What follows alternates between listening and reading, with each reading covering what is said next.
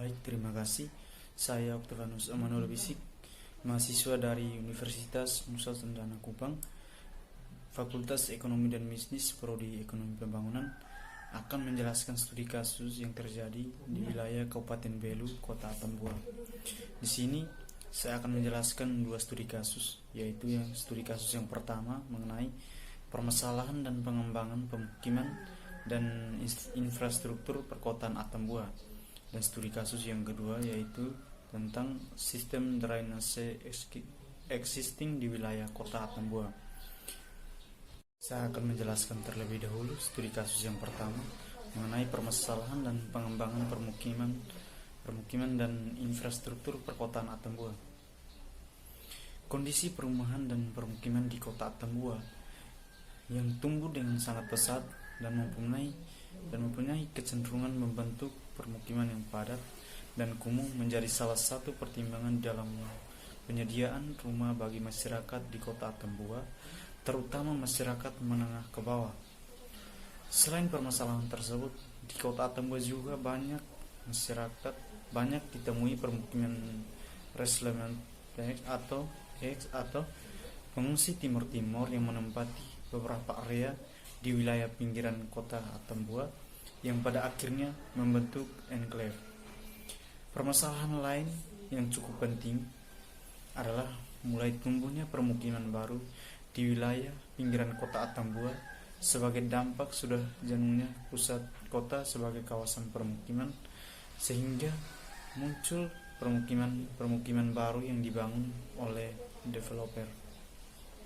Hal ini yang membutuhkan pengaturan untuk pengendalian pada wawasan permukiman baru agar tidak tumbuh menjadi padat dan kumuh seperti halnya di Kelurahan Umanen, Manumutin, dan juga Manuaman.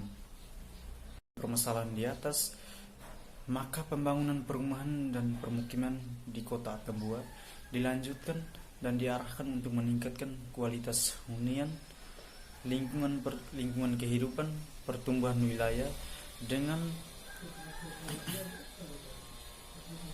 wilayah dengan memperhatikan keseimbangan antara pengembangan pedesaan dan perkotaan, memperluas lapangan kerja, serta menggerakkan kegiatan ekonomi dalam rangka mewujudkan peningkatan dan pemerataan kesejahteraan masyarakat Kota Atambua.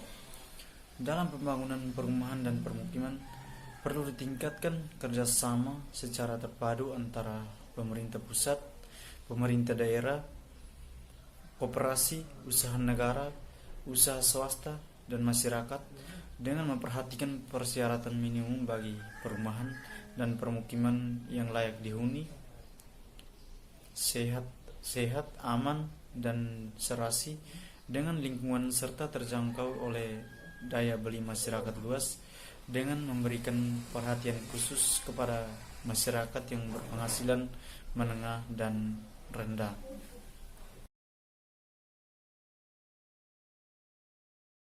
Saya akan menjelaskan studi kasus yang kedua, yaitu mengenai sistem drainase existing di wilayah Kota Atambua. Kawasan perkotaan Atambua menjadi perhatian dan prioritas dalam pengembangan prasarana drainase, mengingat kawasan tersebut diproyeksikan untuk mengembangkan kawasan pusat kota dan permukiman. Sistem drainase yang ada saat ini merupakan sistem drainase jalan, belum merupakan sistem jaringan drainase perkotaan. Sebagian besar jalur-jalan utama kota sudah dilengkapi dengan saluran drainase, umumnya dengan konstruksi pasangan batu kali dengan lebar saluran berkisar 40-60 cm, kedalaman 50-70 cm. Kondisi saluran drainase tersebut sebagian masih bagus dan sebagian lainnya telah rusak dan tertimbun tanah. Pada masa mendatang, seluruh sistem jaringan jalan dan kawasan-kawasan fungsional wilayah harus dapat terhubungkan dengan sistem drainase yang kemudian dialirkan ke instalasi pengolahnya sebelum dibuang ke badan air penerima. Saluran drainase buatan di Kota Atambua mayoritas berupa saluran permanen dari pasangan batu. Sistem drainase wilayah ini kondisinya masih belum memadai, yang umumnya kondisi salurannya terputus dan belum menunjukkan suatu jaringan yang terpadu dan terpola.